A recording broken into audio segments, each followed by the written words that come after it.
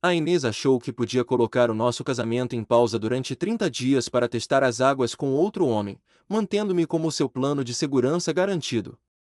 Ela pediu espaço e silêncio. O que ela não sabia era que eu não precisava de um mês para perceber o jogo dela. Bastaram 30 segundos de observação fria para eu decidir que não ia lutar por ela, mas sim destruí-la legalmente. Enquanto ela tirava a aliança, eu já estava a afiar a guilhotina.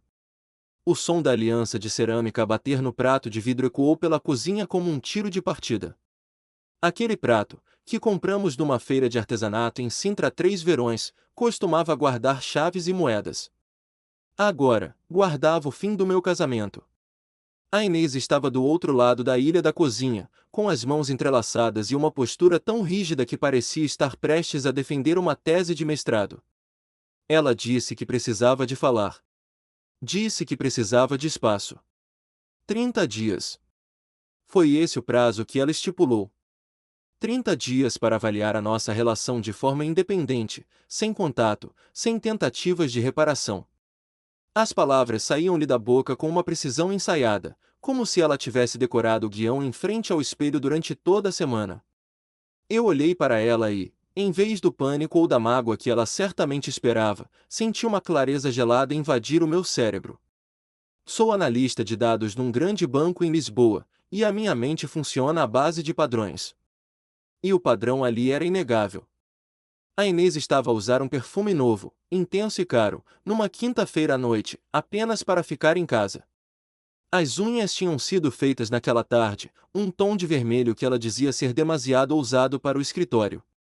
E o telemóvel dela, que normalmente vivia na mão dela, estava virado para baixo no balcão, mudo, mas vigiado. Ela não queria espaço para pensar. Ela queria uma licença para trair com a consciência limpa. Aceitei imediatamente. Disse apenas 2 palavras: está bem. A Inês piscou os olhos, apanhada de surpresa. Ela tinha preparado argumentos para as minhas lágrimas, para os meus gritos, para a minha luta. Mas o meu silêncio desarmou-a. Perguntei se ela queria que eu saísse ou se saía ela. Ela gaguejou, atrapalhada com a logística que não tinha previsto, dizendo que podíamos partilhar a casa em quartos separados. Recusei na hora. Se ela queria independência, ia tê-la na totalidade. Subi as escadas, fiz uma mala com o essencial em 10 minutos e liguei ao meu irmão, o Rui. Disse-lhe apenas que precisava do sofá dele por umas semanas. Ele não fez perguntas, apenas disse que a porta estava aberta. Quando desci, a Inês ainda estava na cozinha, a olhar para o anel no prato. Disse-lhe que ia usar aqueles 30 dias exatamente da mesma forma que ela, para avaliar as minhas opções. Saí de casa sem olhar para trás, sentindo o cheiro do perfume dela desvanecer-se no ar frio da noite de Lisboa. Enquanto conduzia pela segunda circular em direção à casa do Rui, a minha mente não estava no passado, mas já a calcular o futuro. A tristeza era um luxo que eu não me podia permitir agora. A prioridade era a proteção. Assim que entrei no apartamento do meu irmão e pousei a mala, não me atirei para o sofá a chorar. Abri o meu portátil. A Inês achava-se esperta, mas a complacência torna as pessoas desleixadas. Ela tinha mudado a palavra passe do portátil pessoal há 4 semanas, mas tínhamos um tablet partilhado que ela raramente usava e que estava sincronizado com a conta dela na nuvem. Acedi ao histórico de localização e aos e-mails arquivados. O que encontrei não foi uma surpresa, foi uma confirmação matemática. Havia um padrão claro. Reservas de restaurantes para 2 pessoas em noites em que ela dizia estar a trabalhar até tarde no escritório nas Amoreiras. Uma estadia num hotel no Algarve no fim de semana em que ela supostamente foi visitar uma amiga doente. E o nome que aparecia repetidamente nas agendas cruzadas: Bruno. O Bruno era o diretor comercial da empresa dela. Um tipo que eu tinha conhecido num jantar de Natal, com um sorriso demasiado branco e um aperto de mão frouxo. As pesquisas no navegador dela contavam o resto da história. Artigos sobre como pedir um tempo ao marido. Se uma traição emocional conta como infidelidade, e custos médios de divórcio em Portugal. Ela já tinha decidido o desfecho há muito tempo, estes 30 dias eram apenas uma formalidade para ela se certificar de que o Bruno era uma aposta segura antes de largar o marido leal. Ela queria testar o novo ramo antes de largar o velho. Criei uma pasta encriptada no meu computador chamada Cronologia. Comecei a guardar tudo. Capturas de ecrã, recibos de Uber, extratos bancários conjuntos que mostravam gastos suspeitos. Cada prova era um tijolo na parede que eu estava a construir entre nós. Às 2 da manhã, o meu telemóvel vibrou. Era uma mensagem dela. Perguntava onde eu estava e dizia que a casa parecia vazia demais. Era manipulação clássica. Ela queria-me longe, mas queria-me disponível emocionalmente, queria saber que eu estava ali à espera, a sofrer por ela. Não respondi. O silêncio seria minha primeira arma.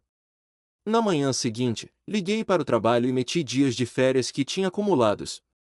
Precisava de tempo, mas não para descansar. A minha primeira paragem não foi num bar para afogar as mágoas, foi no escritório de uma advogada especialista em direito da família na Avenida da Liberdade. A doutora Helena ouviu a minha história sem interromper, tomando notas num bloco amarelo. Quando lhe mostrei a pasta digital que tinha compilado durante a noite, ela levantou uma sobrancelha. Disse-me que a maioria das pessoas chega ao escritório dela a chorar e sem provas, mas que eu tinha chegado pronto para a guerra. Ela explicou-me a lei portuguesa sobre o divórcio e a partilha de bens. O facto de eu ter documentado a infidelidade e a saída dela do compromisso marital antes de qualquer separação oficial era ouro. Mas ela avisou-me de algo crucial: a Inês não podia saber que eu sabia. Se ela percebesse que eu tinha descoberto Bruno, ela entraria em modo defensivo, esconderia ativos e mudaria a narrativa para se fazer de vítima. Eu precisava de manter a farsa. Precisava de a deixar acreditar que eu estava num canto, triste e esperançoso, à espera que ela me escolhesse. Saí do escritório da advogada com um plano de ação frio e calculado.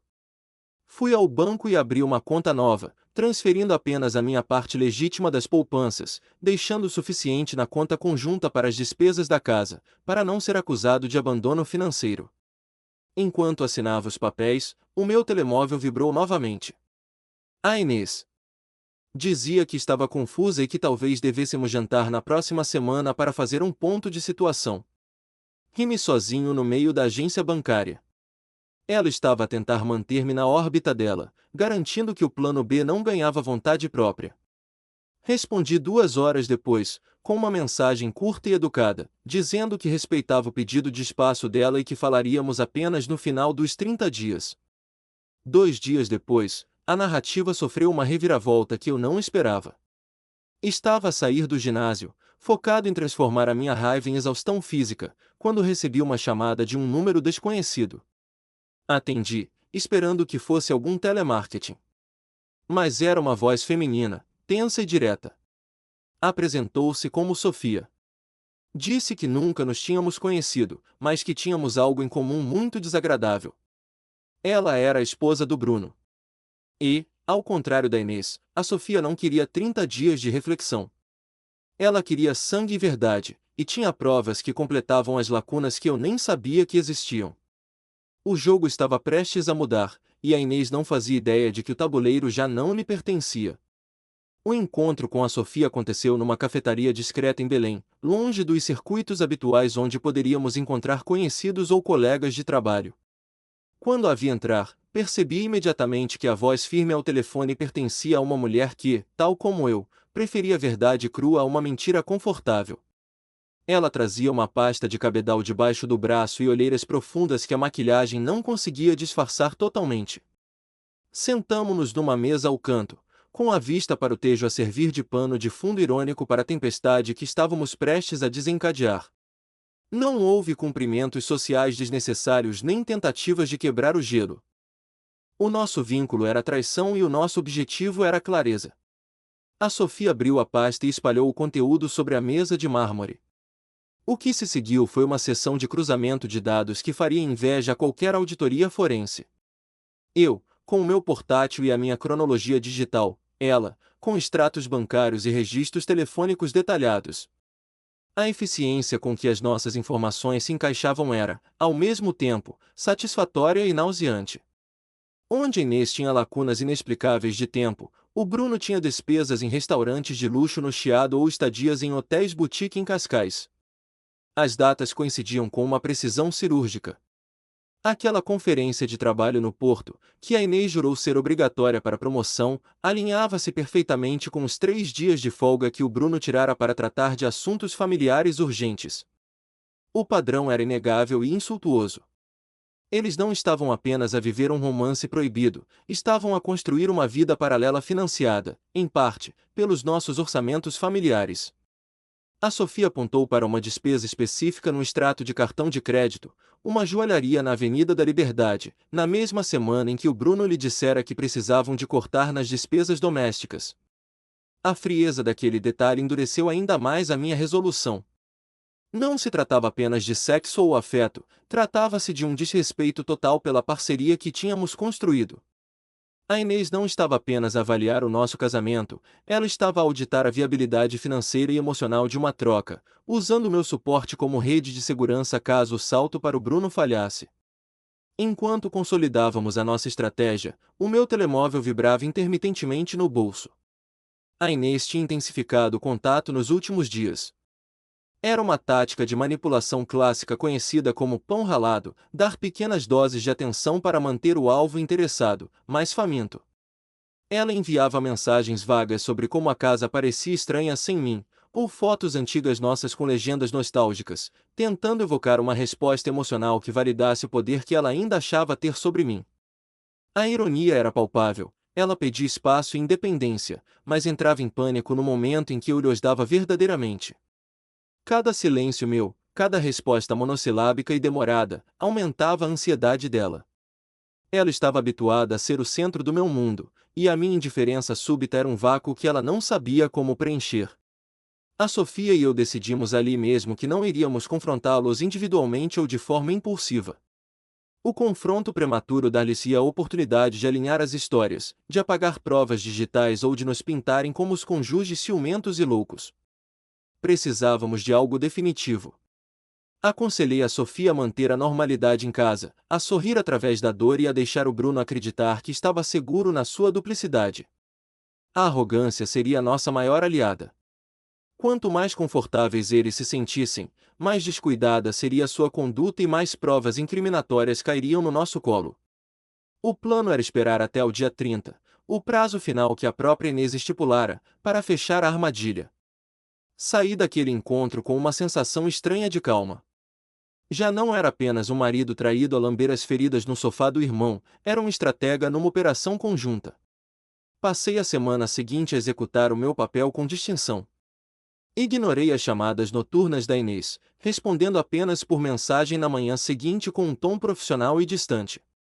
Visitei a doutora Helena novamente para finalizar a petição de divórcio, garantindo que a cláusula de culpa estivesse bem fundamentada com o novo material que a Sofia me fornecera. A cada dia que passava, a Inês tornava-se mais errática nas suas tentativas de comunicação, oscilando entre a vitimização e a agressividade passiva, acusando-me de não lutar por nós, sem perceber que eu já tinha abandonado o campo de batalha para ganhar a guerra. A meio da segunda semana de separação, a Inês cometeu o erro fatal que eu esperava. Numa tentativa desesperada de provocar ciúmes, mencionou casualmente que o grupo do trabalho ia sair para beber um copo e que o Bruno, aquele diretor de que te falei, tinha elogiado a dedicação dela. Ela estava a usar o próprio amante para me triangular, testando se eu reagiria ao nome dele. A audácia de mencionar o nome dele para mim, como se fosse um estranho inofensivo, foi o último prego no caixão da minha empatia. Respondi apenas que esperava que ela se divertisse.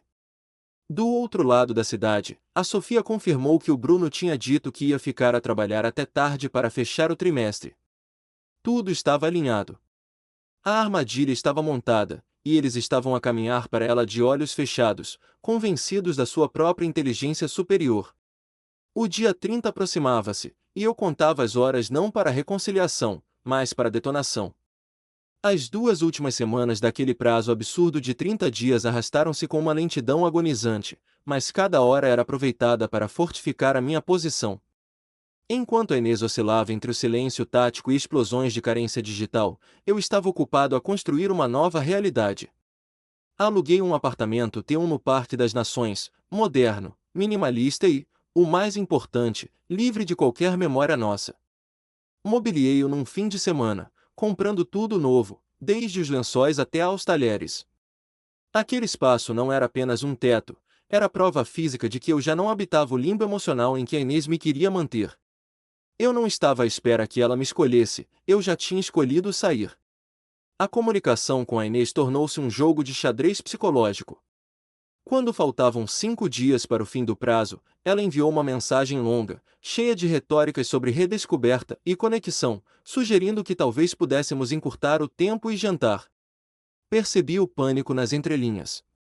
O Bruno devia estar a ficar nervoso ou distante, ou talvez a simples ausência da minha adoração incondicional a estivesse a assustar. Respondi com uma frieza calculada, dizendo que respeitaria o acordo até ao último minuto. Marquei o encontro para as 7 da tarde do 30º dia, na nossa casa em Campo de Ourique. Disse-lhe que teríamos uma conversa definitiva sobre o futuro. Ela interpretou isso como um sinal de que eu iria implorar pelo regresso dela, sem imaginar que definitiva tinha um significado jurídico irrevogável para mim. Entretanto, a aliança com a Sofia tornou-se a espinha dorsal do plano. Falávamos diariamente, não para lamentar a nossa sorte, mas para coordenar a logística da revelação. A Sofia confirmou que o Bruno tinha dito que estaria numa reunião de crise com a administração na noite do nosso encontro. A mentira dele era a peça final que nos faltava.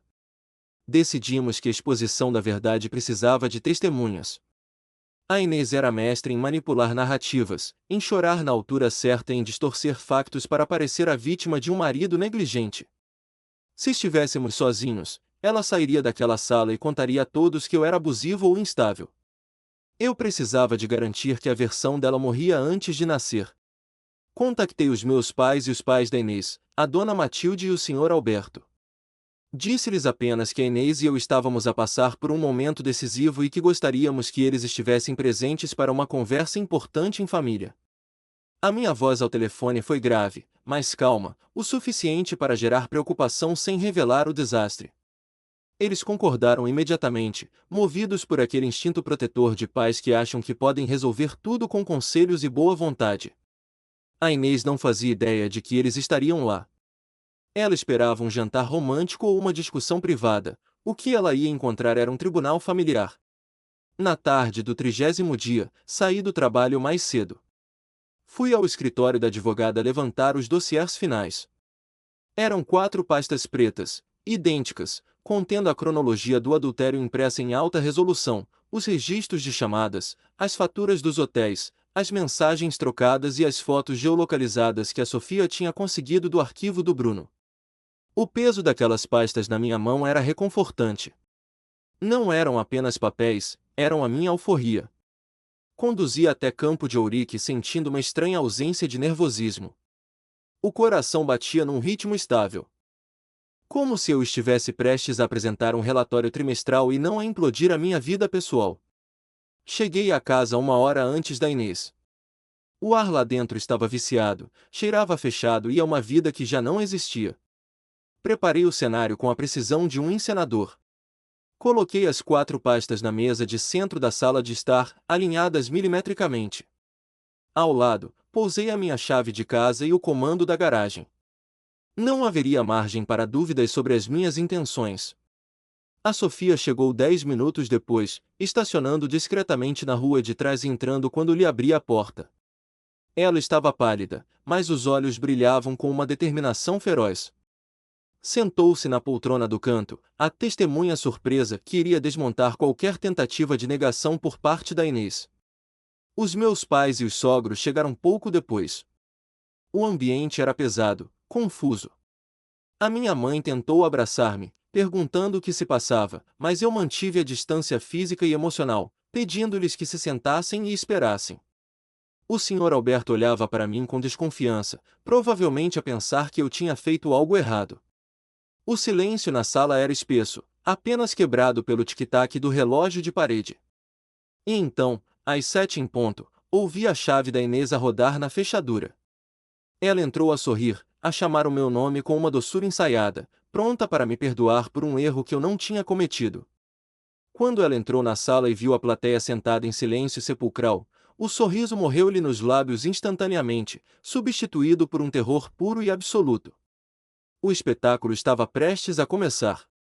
A cor que restava no rosto da Inês desapareceu no momento em que os olhos dela cruzaram com os da Sofia. Não foi preciso uma única palavra de introdução, o instinto dela identificou a esposa do amante com uma precisão aterrorizante. O saco de designer, que ela segurava com tanta altivez segundos antes, escorregou-lhe dos dedos e bateu no chão de madeira com um baque surdo que ecoou pela sala silenciosa. Ela tentou recompor-se, gaguejando perguntas desconexas sobre o porquê daquela reunião, tentando invocar uma privacidade conjugal que ela própria tinha violado semanas antes. O olhar dela saltava freneticamente de mim para os pais, procurando um aliado, mas encontrando apenas confusão e uma gravidade expectante. Sem me levantar da poltrona, fiz um gesto subtil para as pastas pretas alinhadas na mesa de centro. O silêncio na sala era tão denso que o som do Sr. Alberto abrir a primeira capa soou como um trovão. Observei, com uma calma quase clínica, enquanto a minha família e a dela absorviam a cronologia da traição. Não eram rumores, nem suspeitas infundadas, eram factos impressos à tinta preta. Vi o momento exato em que a compreensão atingiu a minha sogra, a dona Matilde.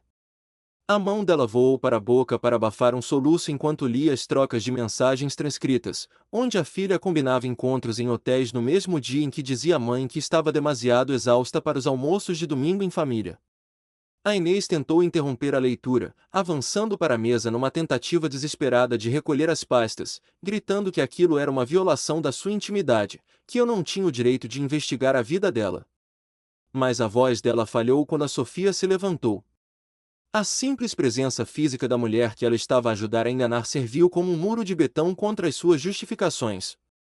A Sofia não precisou de gritar, apenas estendeu a sua própria pilha de provas, cruzando os dados do Bruno com os da Inês, demonstrando que as reuniões de trabalho e as viagens de negócios eram, na verdade, uma vida dupla coordenada. A máscara de vítima da Inês caiu, revelando o pânico puro de alguém que percebeu que a narrativa lhe tinha escapado completamente das mãos. Ela tentou então a tática da culpa, virando-se para mim com lágrimas de crocodilo, alegando que se sentirá sozinha, que eu tinha estado emocionalmente distante, que o pedido de 30 dias era genuíno para tentar salvar-nos. Foi um espetáculo patético de revisionismo histórico. Mas o pai dela, um homem de princípios rígidos e poucas palavras, fechou a pasta com força, interrompendo o monólogo vitimista da filha. O olhar de desapontamento que ele lhe dirigiu foi mais devastador do que qualquer grito. Ele percebeu, tal como todos naquela sala, que a filha não estava a pedir um tempo para refletir, estava a pedir tempo para garantir a transição para outro homem sem perder a segurança do marido. Foi nesse momento que joguei a minha última carta. Retirei do bolso interior do casaco um envelope pardo, mais fino do que as pastas de provas, mas infinitamente mais pesado em consequências. Coloquei-o suavemente sobre a mesa, afastado da confusão das provas. Eram os papéis do divórcio, já assinados por mim e protocolados digitalmente na conservatória naquela manhã. Expliquei, sem nunca elevar a voz, que tinha usado os 30 dias exatamente como ela sugerira, para avaliar as minhas opções. E a minha avaliação tinha sido conclusiva. Não havia negociação, não havia terapia de casal, não havia segundas oportunidades. O contrato estava quebrado, e eu estava a exercer a minha cláusula de saída imediata. A Inês olhou para o documento como se fosse uma sentença de morte. A realidade abateu-se sobre ela com uma violência brutal. Ela não ia ter os dois homens, e ia ficar sem nenhum. O Bruno, pressionado pela Sofia e pela iminente exposição no trabalho, certamente a abandonaria para tentar salvar a própria pele, e eu, o Porto Seguro, tinha acabado de zarpar. Ela tentou aproximar-se de mim, implorando por uma conversa a sós, por 5 minutos para explicar, mas eu já estava emocionalmente noutro fuso horário. A mulher que estava à minha frente já não era minha esposa, era apenas uma estranha que partilhava o meu apelido e o meu código postal por mais alguns dias. Levantei-me, peguei na minha chave de casa que estava sobre a mesa e pousei-a definitivamente ao lado dos papéis do divórcio. O som do metal contra a madeira marcou o fim de uma era. Informei os presentes de que os meus bens essenciais já tinham sido retirados e que a casa seria colocada à venda se ela não conseguisse comprar a minha parte no prazo de 60 dias. Agradeci aos meus sogros pelos anos de carinho, ignorando os soluços convulsivos da Inês, e fiz um aceno respeitoso a Sofia, reconhecendo a nossa estranha parceria naquele momento de dor partilhada. Virei as costas e caminhei em direção à porta da rua. Atrás de mim, ouvi o caos emocional a desenrolar-se, o choro da Inês, as perguntas duras do pai dela, o consolo murmurado da minha mãe, mas nada disso me fez abrandar. Não olhei para trás nem por um segundo. Ao fechar a porta daquele apartamento em Campo de Ourique, senti uma leveza que não experimentava há anos. O ar da rua parecia mais limpo, mais fresco. Entrei no carro, não como um homem que tinha perdido a mulher, mas como um homem que tinha recuperado a sua vida. A vingança não foi o grito, nem o insulto, foi a precisão com que desmontei a mentira dela e a dignidade com que me retirei dos escombros. As semanas que se seguiram àquela noite em Campo de Ourique desenrolaram-se com a inevitabilidade de um algoritmo bem desenhado. A implosão da vida da Inês foi rápida, pública e, infelizmente para ela, solitária. Como eu e a Sofia tínhamos previsto, a lealdade do Bruno durou exatamente o tempo que a conveniência lhe permitiu. Assim que a Sofia iniciou o seu próprio processo de divórcio litigioso e informou o Departamento de Recursos Humanos da empresa sobre as despesas impróprias que o Bruno tinha feito com o cartão corporativo para financiar os encontros, o amor da vida da Inês evaporou-se. O Bruno, confrontado com uma auditoria interna e o escândalo iminente, demitiu-se para evitar um despedimento por justa causa e cortou todos os laços com a Inês, culpando-a pela destruição da carreira dele. A Inês ficou sem o marido, sem o amante, eventualmente, sem o emprego. O ambiente no escritório tornou-se insustentável com os rumores a circular, e ela acabou por ser dispensada numa reestruturação conveniente um mês depois. Soube disto não porque procurei saber, mas porque a cidade de Lisboa é pequena e as notícias correm depressa.